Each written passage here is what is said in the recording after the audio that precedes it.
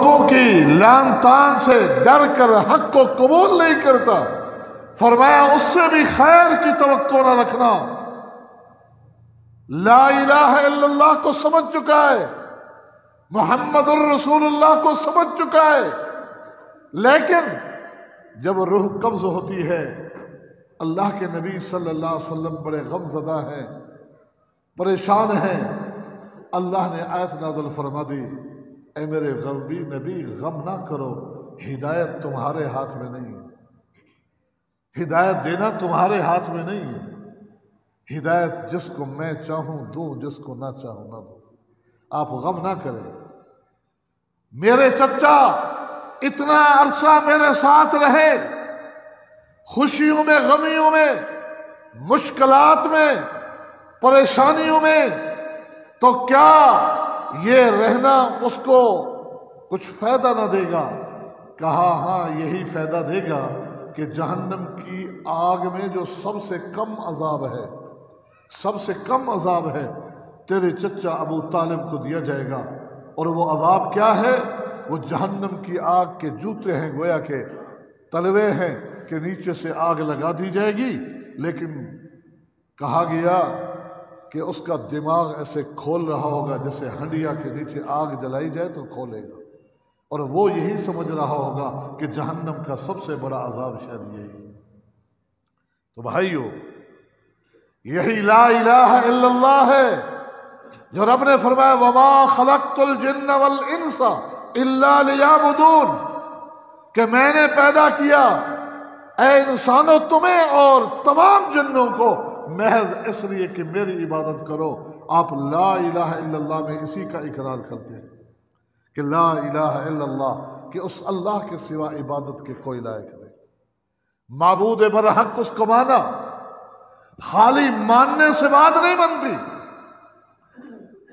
جان تو ابو طالب بھی رہا تھا، جاننے سے بات نہیں بنتی، الہ بنا کے دکھائیں کہ اس اللہ وحدہ لا شریک کی عبادت کرنی ہوگی، تبھی صحیح انسان توحید کو سمجھنے والا بنے گا۔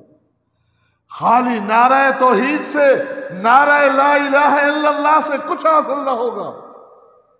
لا الہ الا اللہ کہ اللہ کے سوا کوئی عبادت کے لائق نہیں، ہمیں عمل سے دکھانا ہوگا کہ واقعی ہم اللہ کی عبادت کے لیے لگے ہوئے ہیں۔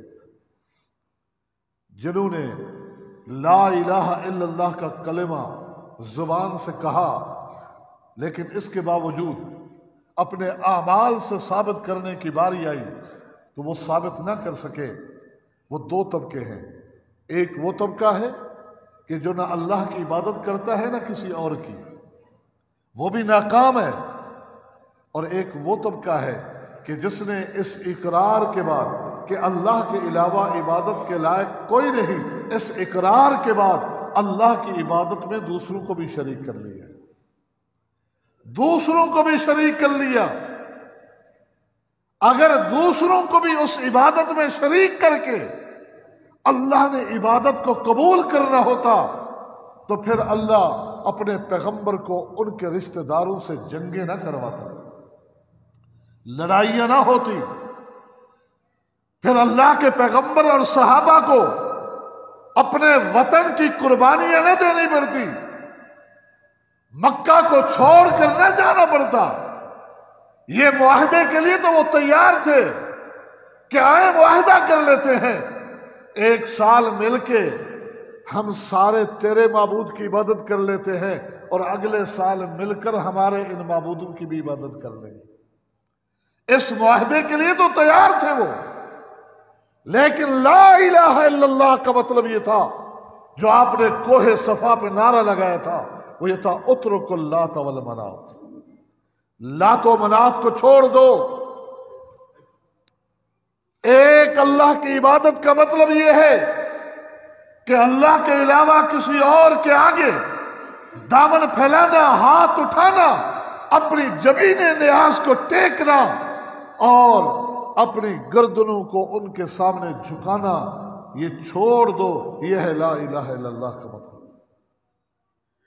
توحید کی غیرت اللہ کے پیغمبر علیہ الصلوۃ والسلام کو دیکھیے میدان احد میں اللہ کے پیغمبر علیہ الصلوۃ والسلام کے چہرہ مبارک زخمی ہوا، دانت مبارک ٹوٹ گیا، خون اتنا بہ رہا تھا چہرے سے کہ خون صاف کیا جا رہا ہے۔ سیدنا علی المرتضی رضی اللہ تعالی عنہ پانی بھر بھر کے لا رہے ہیں، سیدہ فاطمہ الزہرا زخم کو دھو رہی ہے، خون رکنے کا نام نہیں لیتا۔ آخر چٹائی جلائی گئی، وہ راکھ جو بنی وہ زخم میں ڈالی، زخم بھرا گیا تو خون جا کے رکا۔ اس کیفیت کو دیکھ کر میری اور آپ کی ماں، کائنات کے سارے مسلمانوں کی ماں سیدہ عائشہ طیبہ طاہرہ رضی اللہ عنہا بول اٹھی، اے اللہ کے پیغمبر علیہ السلام، لگتا ہے آج آپ کی زندگی کا سب سے مشکل ترین دن ہے، سب سے مشکل ترین دن ہے۔ اس حالت میں جب دیکھا تو آپ نے کیا جواب دیا؟ فرمایا عائشہ تیری قوم نے مجھے اس سے بھی زیادہ تنگ کیا ہے، اس سے بھی زیادہ ستایا ہے۔ اگر یہ پوچھنا چاہتی ہے کہ میری زندگی کا سب سے مشکل دن کون سا تھا، تو میری زندگی کا سب سے مشکل دن وہ تھا کہ جب میں طائف گیا تھا اور طائف کے سرداروں سے کہا تھا کہ لا الہ الا اللہ کہہ لو، اور جو سلوک انہوں نے میرے ساتھ کیا تھا وہ رہتی دنیا تک ساری زندگی مجھے کبھی بھی نہیں بھول سکتا۔ میری زندگی کا سب سے مشکل دن تھا۔ اسی لا الہ الا اللہ کی خاطر کہا انہوں نے خود جو تکلیفیں پہنچائیں سو پہنچائیں، اوباش اور بدماش میرے پیچھے لگا دیے، کہا ان کو مارو، مجھے دھکے دیے گئے، مجھے ہاتھوں سے مارا گیا، لاتوں سے مارا گیا، پتھر مارے گئے، میں گر جاتا اٹھا کے مارا جاتا، بار بار میں جا رہا ہوں تب بھی مجھے نہیں چھوڑتے، حتیٰ کہ میرے سر سے لے کر پاؤں تک میرا پورا جسم زخمی ہو گیا۔ آخر جب اوباشوں نے میرے پیچھا چھوڑا اور میں بیٹھا، خالق کائنات کو بھی اس حالت پہ ترس آیا کہ بادل کا ٹکڑا سایہ کرتا ہے اللہ کے حکم سے مجھ پر، اور جبریل آتے ہیں سلام کہہ کر کہتے ہیں محمد صلی اللہ علیہ وسلم ابھی ابھی آپ کے پاس ایک فرشتہ آنے والا ہے، وہ فرشتہ ملک الجبال ہے جس کی ڈیوٹی دنیا کے سارے پہاڑوں پر اللہ نے لگائی ہے، اللہ نے بھیجا ہے، وہ آپ کے پاس آئے گا، آپ جو کچھ کہیں وہ کرنے کے لیے تیار ہوگا۔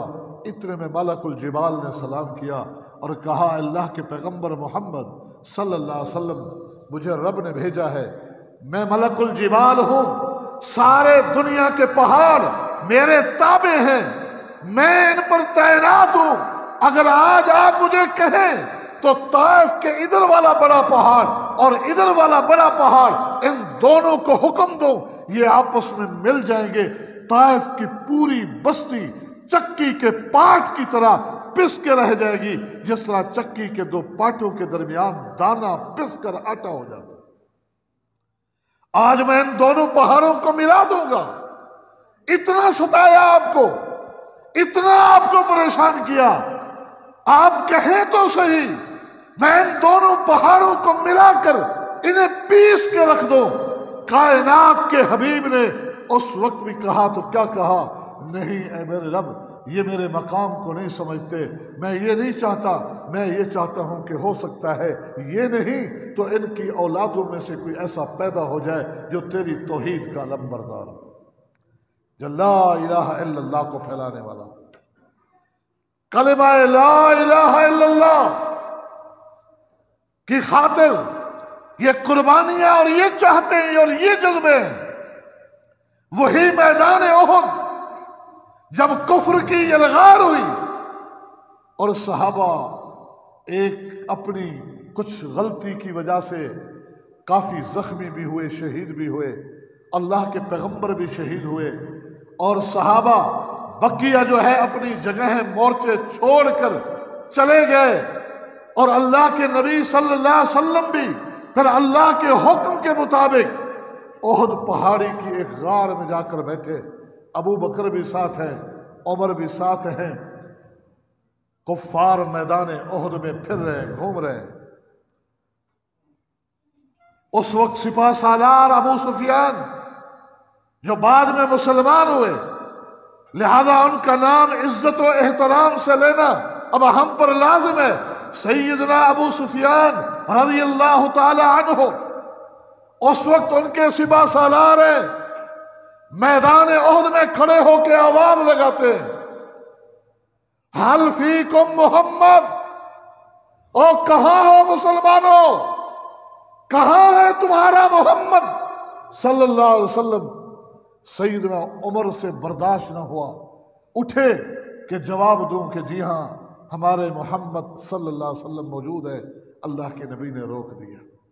عمر چپ ہو جاؤ، چپ ہو جاؤ، بیٹھے رہو۔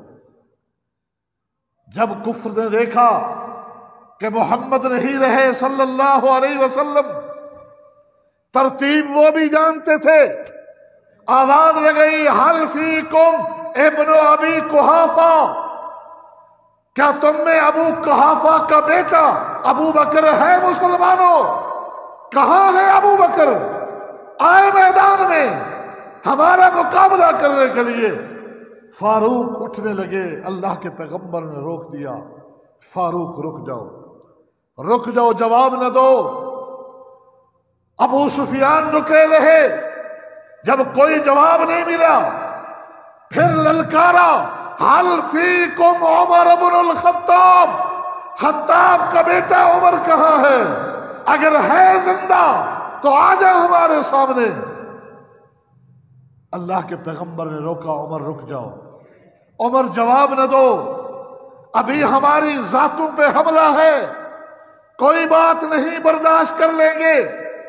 اور انہوں نے دیکھا کہ جب محمد بھی نہ رہے صلی اللہ علیہ وسلم، ابو بکر و عمر بھی نہ رہے، تو اب ہم نے میدان کو فتح کیا۔ اب اس نے نعرہ لگایا، اعلو حبل۔ حبل ان کا بت تھا، مشکل کشا تھا، اسی کو وہ حاجت روا سمجھتے تھے۔ نعرہ لگایا، اعلو حبل، حبل زندہ باد، کہ آج حبل بت کو ماننے والے جیت گئے، میدان فتح کر لیا۔ جب اولو حبل کا نعرہ لگایا، اللہ کے پیغمبر نے کہا، عمر چپ کیوں ہو، جواب کیوں نہیں دیتے؟ جب بات ذات کی آئی کہا رہنے دو، بات صدیق کی آئی کہا رہنے دو، جب بات فاروق کی آئی کہا رہنے دو، جب اللہ کی توحید پہ ضرب لگانے لگے، اللہ کے پیغمبر نے فرمایا، عمر بولتے کیوں نہیں؟ دو جواب دیکھتے ہیں عمر اللہ کے پیغمبر کی طرف، کیا جواب دوں اللہ کے نبی اس نعرے کا؟ کیا جواب دوں؟ کہا جواب دو، اللہ اعلی و اجل، اللہ اعلی و اجل، بلند و بالا حبل نہیں، بلند و بالا اللہ ہے، زندہ و جاوید اللہ ہے، اللہ اعلی و اجل، اللہ اعلی و اجل۔ جب احد پہاڑی کی غار سے نکل کر فاروق نے لگائی آواز، اللہ اعلی و اجل، اللہ اعلی و اجل، کفر سمجھ گیا کہ یہ تو زندہ ہے، یہ تو موجود ہے۔ ابو سفیان نے کہا، لنا العزا ولا عزا لکم، لنا العزا ولا عزا لکم، ہمارا تو مددگار عزا بھی ہے، عزا بھی ایک بت ہے، کہ ہمارا تو عزا بھی ہے، تمہارا کوئی عزا نہیں، ہمارا مددگار، ہمارا مشکل کشا عزا بھی ہے، تمہارا تو کوئی عزا نہیں۔ اللہ کے نبی نے فرمایا، عمر دو جواب، عمر دو جواب۔ اے اللہ کے نبی کیا جواب دو؟ کہا جواب دو، اللہ مولا لنا ولا مولا لکم، اللہ مولا لنا ولا مولا لکم۔ غار سے نکل کر فاروق نے نعرہ لگایا، اللہ مولا لنا ولا مولا لکم اللہ مولا لنا ولا مولا لکم، ہمارا مشکل کشا، ہمارا مددگار، ہمارا ساتھی وہ اللہ ہے، تمہارا تو کوئی مولا ہی نہیں ہے۔ تو میں عرض کر رہا تھا کہ توحید کی غیرت اللہ کے پیغمبر اور صحابہ کے اندر اس قدر تھی کہ تو اللہ کی توحید پہ آنچ آئے اور یہ برداشت کر لے، یہ ہو ہی نہیں سکتا۔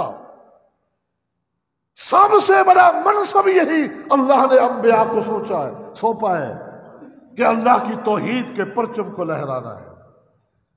اللہ کی توحید کے پرچم کو لہرانا سب سے اہم ترین منصب ہے جو اللہ نے انبیاء کو سونپا، اور انبیاء کے بعد اللہ نے اس امت کے حوالے کیا ہے کہ اللہ کی توحید کا پرچم لہرانا چاہیے، توحید پر کبھی آنچ نہ آنے پائے۔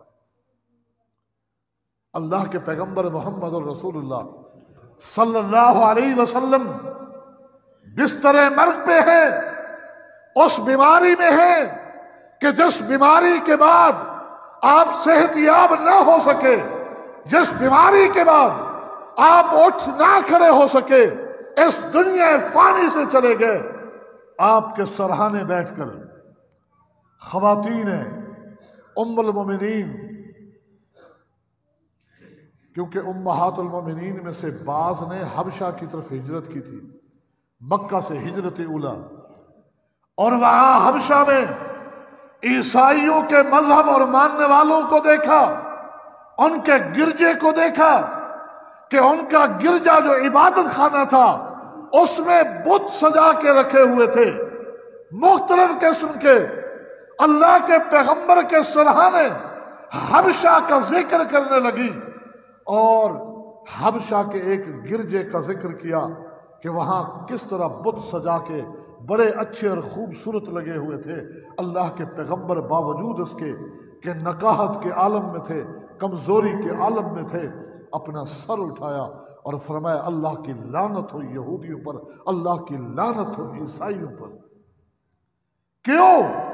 کہا اس لیے کہ ان کے انبیاء جب فوت ہوئے، ان کے جب امت کے نیک لوگ جب فوت ہو جاتے تھے تو ان کی قبروں پر انہوں نے عبادت خانے بنائے اور پھر انہیں کی تصویریں بنا کر اپنے عبادت خانوں میں انہوں نے نصب کیے ہیں۔ اولئک شرار الخلق عند اللہ، اللہ کے نزدیک بدترین مخلوق وہی ہے جو اللہ کے ساتھ شرک کرتی ہے۔ اپنی اس بیماری کے باوجود، نقاہت اور کمزوری کے باوجود دیکھا کہ کہیں ان جملوں سے راغب اور مرغوب ہو کر میری امت کے لوگ بھی یہ سلسلے شروع نہ کر دیں۔ سر مبارک اٹھا کر لعنت کی، لعنت بد دعائے، اللہ کے پیغمبر کی آخری زندگی کے آخری دنوں میں دعا بھی ہے، بد دعا بھی ہے۔ آپ کی ایک دعا بھی ہے اہم ترین اور بد دعا بھی ہے۔ بد دعا یہی ہے کہ اللہ کی لعنت ہو ان لوگوں پر کہ جن کے نیک لوگ مر جائیں تو ان کی قبروں پر عمارتیں کھڑی کریں، سجدہ گاہ بنائیں اس جگہ کو، یا ان کے بت اور تصویریں بنا کر نصب کر لیں۔ اولئک شرار الخلق عند اللہ، یہ اللہ کے نزدیک سب سے بدترین مخلوق ہے۔ اور دعا کیا کی؟ اللہم لا تجعل قبری وثن یعبد، اے اللہ میری قبر کو ایسا نہ بنانا کہ جس کی لوگ پوجا شروع کر دیں۔ حضرات، غور کرنے کا مقام ہے کہ ہمارا بابا اپنی زندگی کی آخری گھڑیوں میں اپنی زبان سے کچھ خواہشات کا اظہار کر جائے، اس کے چلے جانے کے بعد ہم کوشش کرتے ہیں کہ کچھ بھی ہو جائے، ہمارے بابا کی چاہت تھی، ہمارے بابا کی وصیت تھی، ہم ایسا کر کے رہیں گے۔ لیکن اللہ کے پیغمبر محمد الرسول اللہ کی اس چاہت کو ہم نے اپنے بابا کی چاہت کے برابر بھی نہ لیا کہ اس نبی سے محبت کے دعوے، عشق کے دعوے، اس نبی کا کلمہ اور جس چیز سے وہ منع کر گئے، جس چیز کے لیے بد دعا کر گئے، آج ہم نے آستانوں کو سجا رکھا ہے۔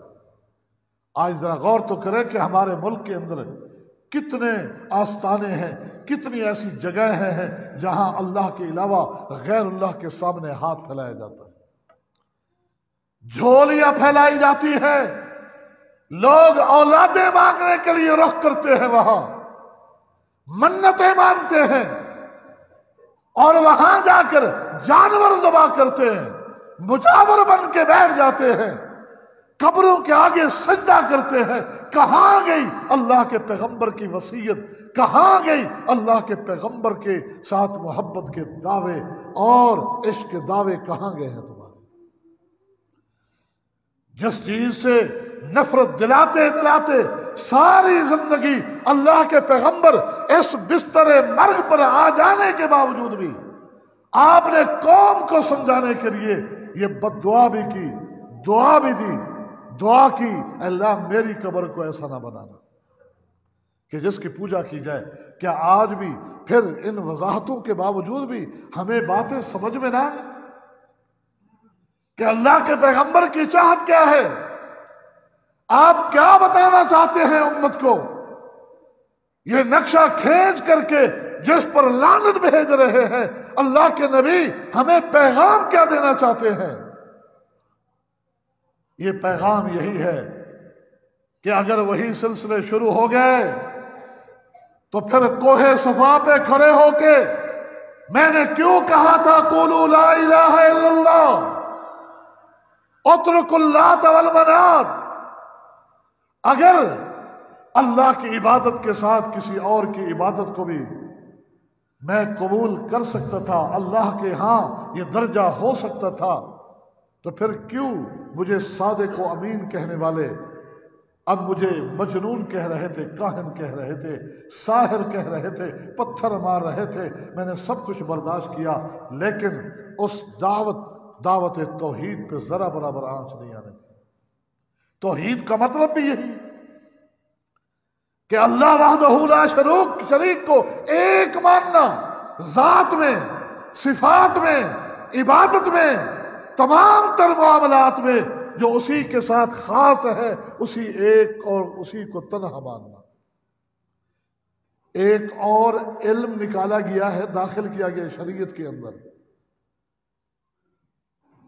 وہاں اصطلاحات شریعت کو ہی بدل دیا گیا ہے، توحید کا مطلب ہی کچھ اور کر دیا گیا ہے۔ تصوف کا علم تصوف جس کو رائج کرنے کی آج حکومتی سطح پر بھی کوشش ہو رہی ہے، یاد رکھیے، یہ گدی نشینوں، یہ مزاروں کے مجاوروں، یہ پیروں اور پیریوں کے سہارے کیوں لیے جا رہے ہیں؟ اس لیے کہ شریعت کے مقابلے میں تصوف کو لانے کی کوشش کی جا رہی ہے، اور اغیار سے معاہدے ہو چکے ہیں، عالمی سطح پہ کانفرنسیں ہو چکی ہیں صوفیہ کی کہ سب سے پہلے سلفیت کا خاتمہ کیا جائے۔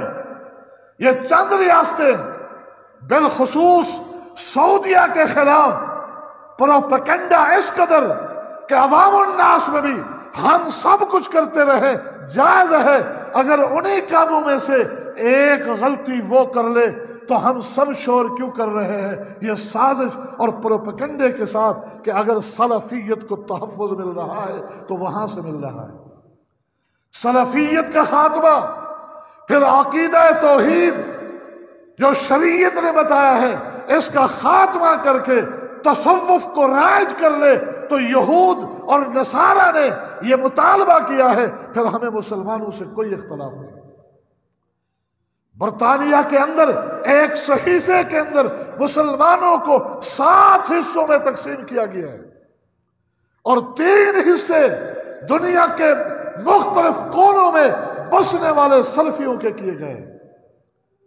کہا ایک آگے بھی بڑھا کر کہا پھر ان کے خاتمے کے بعد بقیہ یہ 3 طرح کے جو لوگ ہیں ان سے ہمیں کوئی اختلاف نہیں، ان تین طبقات سے تعلق رکھنے والے مسلمانوں سے ہمارا کوئی اختلاف نہیں ہے، اور وہ کون ہے؟ ان میں صوفیہ کے مذہب کو ترجیح دی گئی ہے۔ وہاں تصوف میں توحید کا معنی کیا ہے؟ علم تصوف میں توحید کا معنی یہ ہے کہ وجود صرف ایک اللہ کا ہے، یہ پوری کائنات اللہ کے وجود کا پرتاؤ اور عکس ہے۔ جیسے ایک شیشہ لو، شیشے کا ایک عکس اور سایہ ہوتا ہے، جب یوں کر لو تو وہ عکس واپس آ جاتا ہے، ایسے ہی بندہ فوت ہو کے اللہ میں مل جاتا ہے، اللہ سے نکلتا ہے، اللہ میں مل جاتا ہے۔ اصل وجود صرف اللہ کا ہے۔ اگر اللہ کے عکس کو کسی نے سجدہ کیا تو یہ شرک نہیں ہے، کیونکہ یہ اللہ ہی کا عکس ہے، یہ سجدہ اللہ ہی کو کہا جائے گا۔ کسی مخلوق کی پوجا نہیں کر رہے، کیونکہ مخلوق کا تو وجود ہی نہیں، اس کے وجود کی کوئی حقیقت ہی نہیں ہے، صرف ایک ہی اللہ کا وجود ہے۔ شریعت کی اصطلاحات کو اس طریقے سے بدل ڈالا ہے تاکہ شرک کے راستے ہموار کیے جائیں قوم کے لیے۔ تو یہ گدی نشینی کے ذریعے مزاروں والوں کا مذہب یہی تصوف ہے کہ تصوف کے اندر یہ سب کچھ جائز